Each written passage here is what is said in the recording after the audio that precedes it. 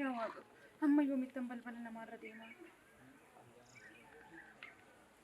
amma yoomittan mucaa kana guddisuuf jedhe waan hundaa danda'a maal yaa Waaqa yookaan na fudhadhu yookaan kottu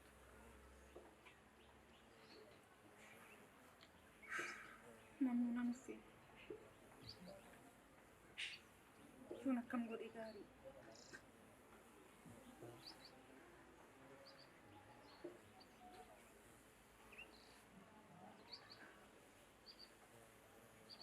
yookaan na fudhadhu yookaan immoo na ajjeese laaka kosii kanatti na agatanii maaltillee na awwaala shooma mootummaanii balfa magaalaa keessaaf kaasuuf jedhe nagate malee maalillee hin qabu hiddiriisa kamiin qabaayyuu namni na awwaala maaloo numa rakkadhee mana rakkina koo wajjin rakkadhee waan biraa ta'e safuudhaaf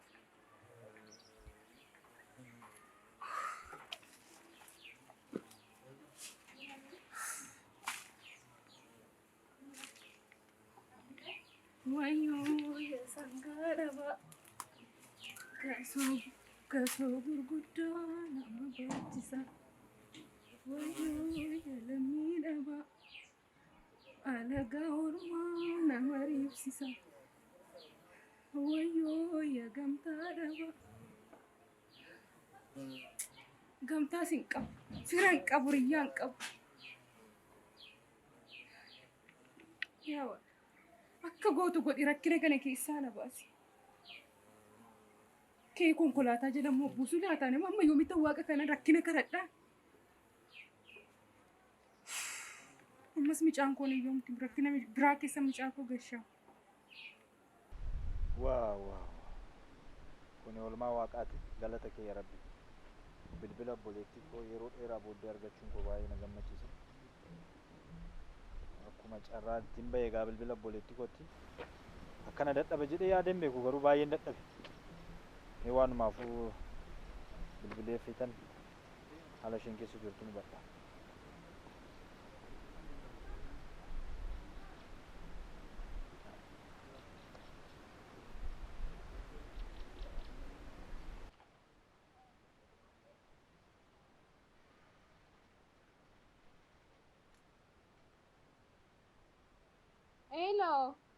hello akkam dammee fayyaadha galata waaqayyo akkam nagaa galata rabbii ana gammachiisaadha obboleessa kee maal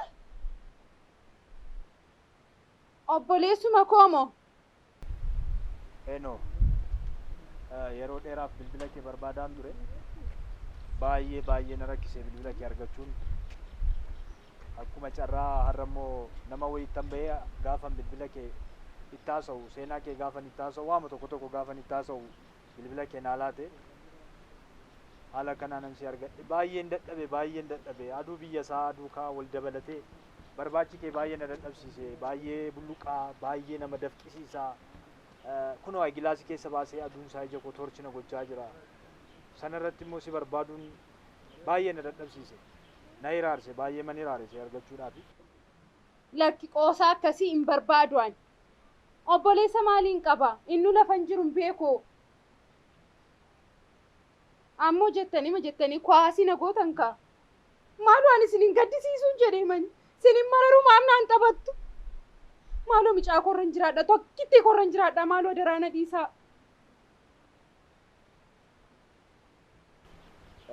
mee akkam fayyaadhaati ani gaa nagaa kooti akkan ijoollummaa amattis koraarii argadhee gara biyya alaa kanan deeme achi tureetan deebi'e amma immoo gara biyya keessaa biyya kana boqochuuf gaafan deebi'u si barbaaduun dirqama natti ta'ennaanan bilbila kee barbaaduttan ka'e maaloo daraanaan sobiin natti amanuun dadhabeef natti ulfaati har'a waggaa meeqa ergan maatii koorraa adda ba'e maaloo eno sanaan booddee bilbila kee namni naa laatee amma wanti hundumtuu walqixxaateera amma wanti hundumtuu wal qixxaateera jedheen abdii qaba. Si argachuun koo immoo waan guddaadha bilbilumaan illee haa ta'u malee akkan qaamaan si argus abdiin qaba waan ta'eef. Amma biyya keessa jirta moo deebitee deemtaanii biyya alaa san? Maal sitti fakkaata? Hamma rakkina wanti jedhamu hin jiru. Rakkina wanti jedhamu hin jiru. Erga isheen barnoota jalqabde ta'ee manni wanti hundumtuu qophaa'eera. Wanta isin barbaachisu hundumaa ni guuteera waan ta'eef dhuftee na bukkee jiraachuu dandeessa. Mana sana keessa daa'ima kee faana jiraachuu dandeessa. Ani yeroo muraasa booddee ammas duuba nan deebi'a waan ta'eef deebi'een gara hojiidhaa fi gara biyyan baa kanatti deebi'een sokka waan ta'eef daa'ima kee faana manni qophaa'ee jira. Qodaan hundi qophaa'ee jira. Wanti isin barbaachisu hundumtuu jira waan ta'eef daa'imni keessachi wajjin teessu atis daa'imni keessachi wajjin teessu barnoota ishees achuma teessee itti fufti. Inni guddaan si argachuu qola waan ta'eef amma rakkoo wanti jedhan hin jiru. Waan akkasii irraanfadhu ammati rakkina wanti jedhan hin jiru. Anyway san waan hundumaa xumureera.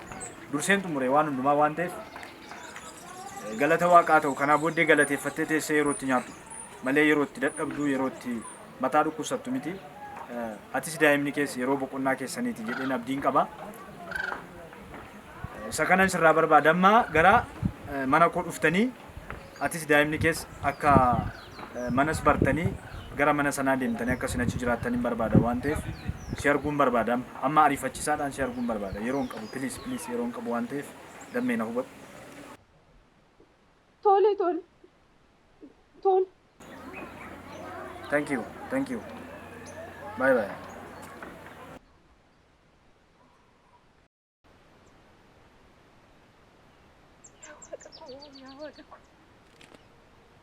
Ani waanan jedhu hin qabu. Lakkaati kadhata koon dhageessa. Ani ofumaan sitti hiyya malee. Ofumaan si komadha maleetti waaqa ko. Kadhannaan koon dhaga'ama jechuudha. Isa rakkataa bira hin dabartuu mati. Waaqa ko galata kee. Abbaa hiyyeessota ani waanan jedhu hin qabu. Sitti immoo irra teessoo kee irraa naaf ka'e. Imimmaan koo argite waaqa ko galata kee. Galata kee rakkina keessaa na baasti. Waanan jedhu hin qabu. Dungoo kottan deemee hima malee. Himuu hin qabu.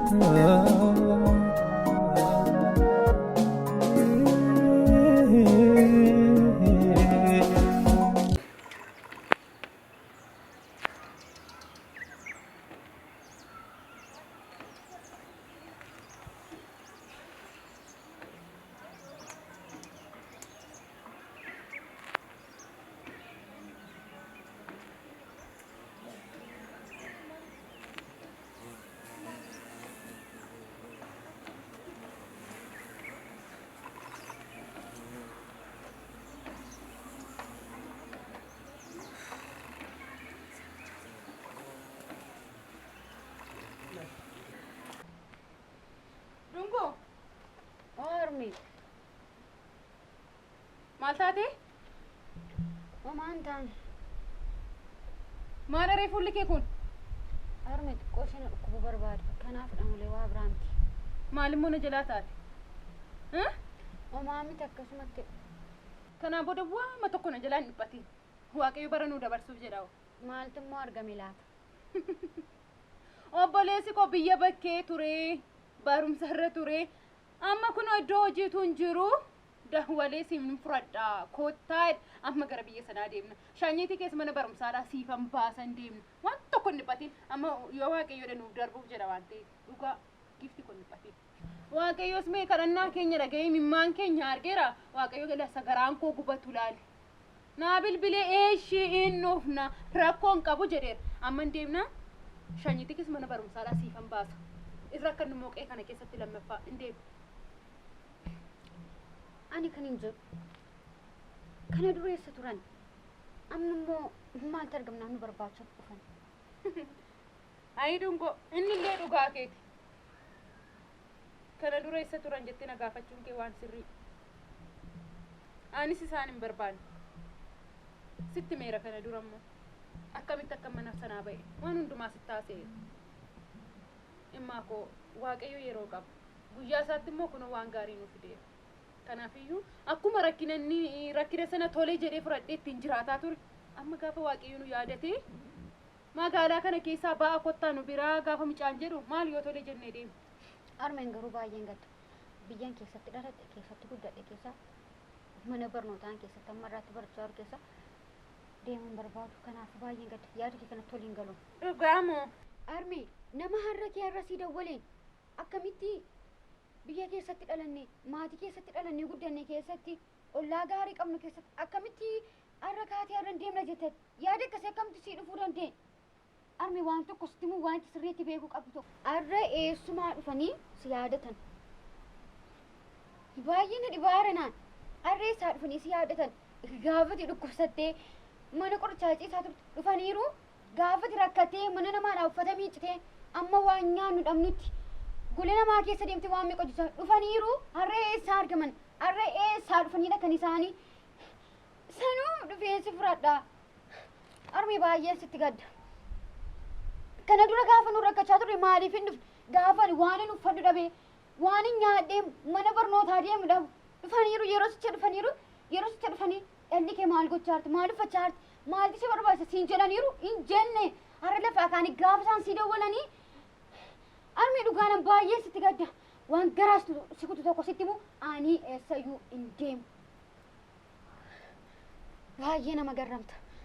Har'a kee har'a si dawwaleennaan maaree hin deemta ka har'a hin deemta ka kaleessa bakka nuun jiru nu yaadateera natti mi kanaa deebisi.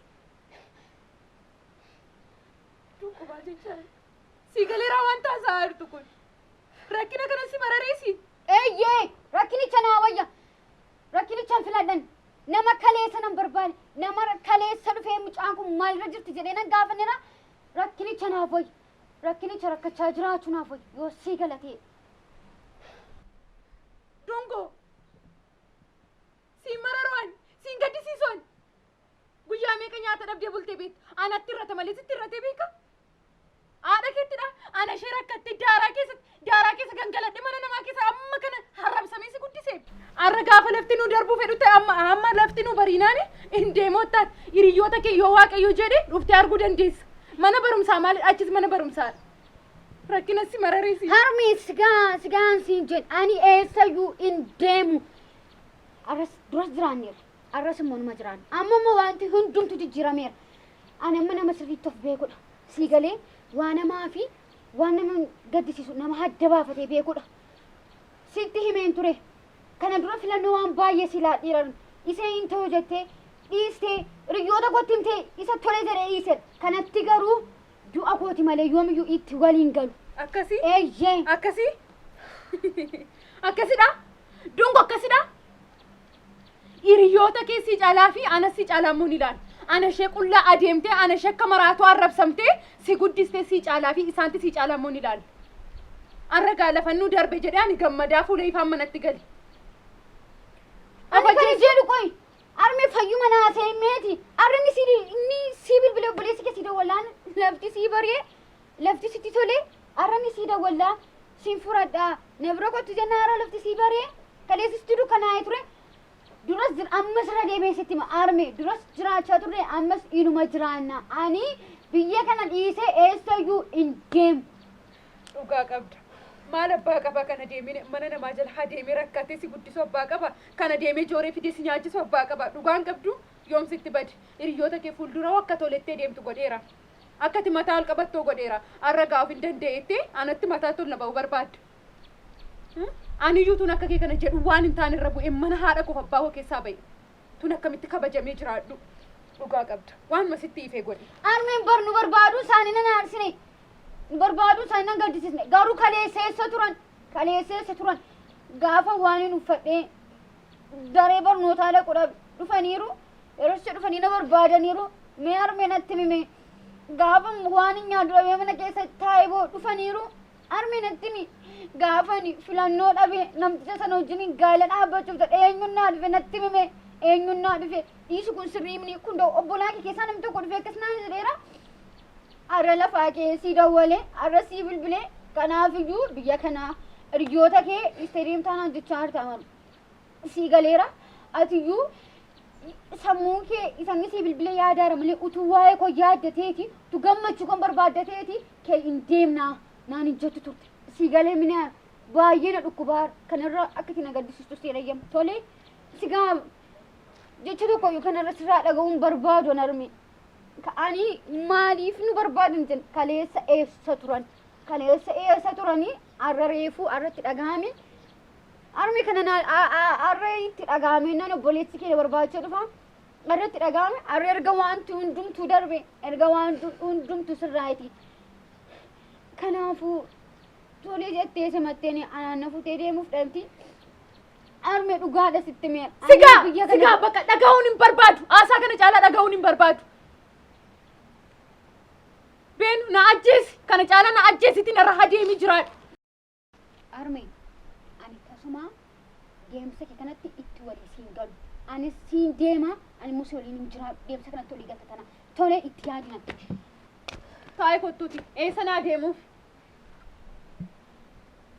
armi sitti mee ani deemsa kanatti tasa itti waliin galu morma kollaadha malee sii galee ani eessayyuu hin deemu an kanan siin jedhu garuu fi amma dhuguma hiriyoota keessi mararraa immoo jaalaluma obbo Gaarummaadha nama kana si maraachu qorichaa si tuqee inni garuu obbo Gaarummaa jettee obbo Gaarummaa qorichaa si tuqee yoo ta'e nattiin namticha kanaaf jettee immoo dhimma nama raachituuf hin qabaatiin jecha tamma dubbatti kanatti baay'een gadi amma yurra deebiisitti ma ani deemsa keetti itti waliin galu si waliin jireenyaan isa malee akkasii waama fedheef iyyuuti deemi hiriyoota keetti nagaadha ammadhu shanyii kee immoo deemee mana barumsaadhaa sii baasa hin ilaalla hoo waa raajii man dhagaa dungoomatu jechoota kana dudubbatamu seexana keessa galee amma kana lafaan labsiisa mucaa olettee ija koon ilaalledha hiriyoota isheefummaa miti jaalalichuma nama sanaatu qabeenyaan hamma kana na rakkisti malee lakki nagaaf immoo akkasiin godhattu waaqayyo nagaa godhu malee hanuutuun hima haadha koof abbaa koo dhageera ta'eeti amma kana waan kanarra bu'e amma kanarra rakkadhu anu yoona kana akkuma dhala namaa akkuma hiriyoota koo baradhe iddoo guddaan jira maal waaqa koo mucaa kana maalan godhe isheenis waan an irra bu'e kanarra mukan irra bu'e irra mabuuti yaa rabbatumti nagaa buusi hawaanan jedhu qabu deemuun keenya garuu dirqama dungoo inuma deemna qophaa'e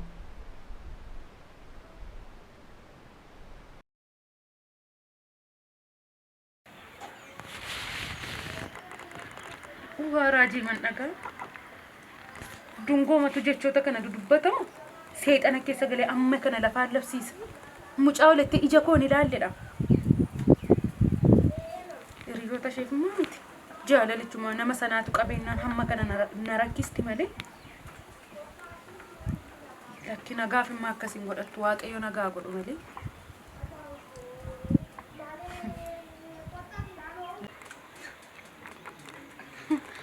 hanuutuun hima haadha koof abbaa koo dhageera ta'eeti amma kana waan kanarra bu'e amma kanarra rakkadhu anu yoona kana akkuma dhala namaa akkuma hiriyoota koo baradhe iddoo guddaan jira maal waaqa koo mucaa kana maalan godhe isheenis waan an irra bu'e kanarra mukan irra bu'e irra mabuuti yaa rabbatumti nagaa buusi hawaanan jedhu qabu deemuun keenya garuu dirqama dungoo inuma deemna qophaa'e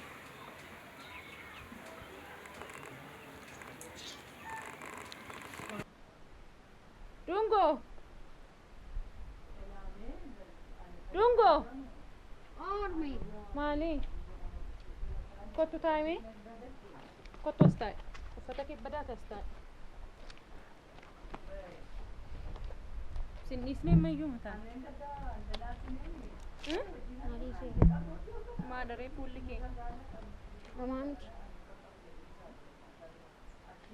jireenyi koof jireenyi kee erga yoomiin faallaa ta'uu jalqabe erga gaafati waa'ee obboleessi kee dhufee naftii deemta isa dhiisi dur yeroon gaddu situ kolfa koo barbaada amma koo fuula kee irraa gammachuu nan dhabeem gadda malee arma si akkan gaddutti waan hin barbaanne natti.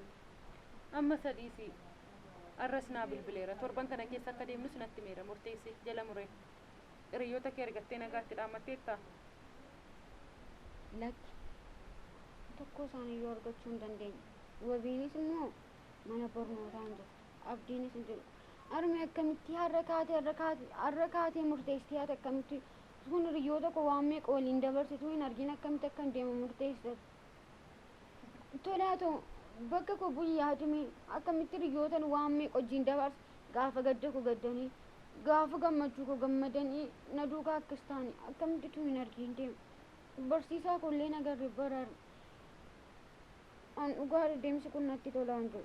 Dungo ani yaadaanis gochaanis si duukaa dhiphadhee akka namaatti illee seeraan sin deemu utuu rakkadhu daandii irratti hin deemu si deemu.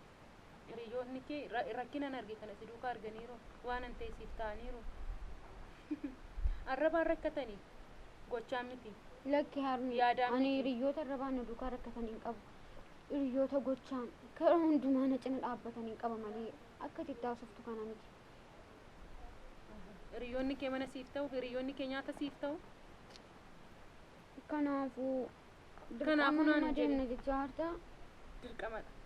Hiriyoonni kee mana nuuf hin ta'an nyaata nuuf hin ta'an uffata nuuf hin ta'an. Arra gaafa lafti nu bari'uuf jettu moo akkamitti waan akkasii gaddeebistee yaaddati? Armee garuu naan sababa keetiin kan hin deemaa gammachuu kos akkan dhabaa siif agatu. Gammachuun bara baay'ee wanti dadhabee fidachaa jiru gammachuu kana jalaa balleessaa. Ana si deemee naan gammachuu tokkoyyuu hin qabu. Sababni isaa immoo si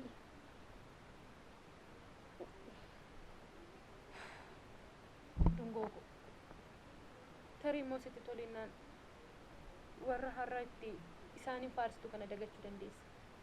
Tarii immoo sitti ammaatiinnaan gaabbuu dandeessa. Anaanis na gaabbisiisuu dandeessa. Seenaa wal biraa dagatamu hin qabnu nuti hiriyoota kottii. Tole akkas taanaan an koo dagatamaare oolmaan haadhaan dagatamu haadhadhaam.